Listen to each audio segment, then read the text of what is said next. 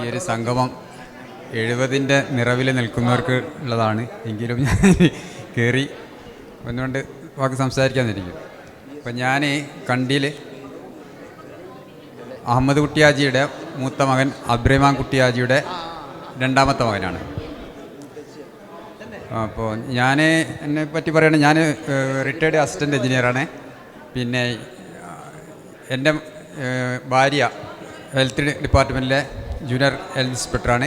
2 മക്കളാണ് എനിക്കുള്ളത്.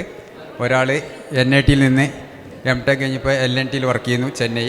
ഒരാൾ ഹോണ്ട കമ്പനിയിലാണ്, പിന്നെ പോളി കഴിഞ്ഞതാണ്. അത്രയാണ് എൻ്റെ ഫാമിലിനെ പറ്റി പറയുന്നത്.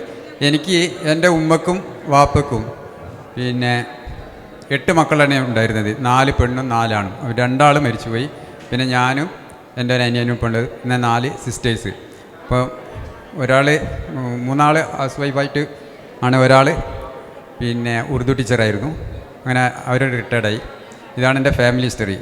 വാപ്പ പറഞ്ഞ കാര്യങ്ങളെ പറ്റി പറയുകയാണെങ്കിൽ ഞാൻ ഈ അരീക്കോട് ചെറുപ്പത്തിലൊരു 2019-2000 തോന്നുന്നു. 2000 ഒരു ദിവസം ഈ മുഹമ്മദ് മൗലവിൻ്റെ മുത്താപ്പനെ കാണാൻ പോയിട്ടുണ്ട്. വാപ്പൻ്റെ കൂടെ അന്ന് അബ്ദുള്ള ചാപ്പ ഉണ്ടായിരുന്നു. അങ്ങനെ ഒരു ദിവസം ഒരു വരവാടെ വന്നിട്ടാണ് പഴയ വീട്ടിൽ ആ അങ്ങാടിൻ്റെ ഉള്ളിൽ കൂടി പോയിട്ടില്ല, അവിടെ വന്നിട്ടുണ്ട്. അപ്പോൾ ഇങ്ങനെ ഒരു എന്നോട് പറയലുണ്ടായിരുന്നു, ഇങ്ങനെ ഒരു ഫാമിലി ഉണ്ട് അവിടെ, പോകണം, അവനെ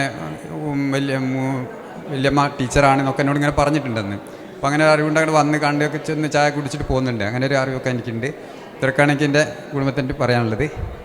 എല്ലാവരും ഏതായാലും ഈ സംഗമം ഒരു വല്ലാത്തൊരവസ്ഥയിലാണ് നമ്മളിവിടെ കൂടിയതെന്ന്.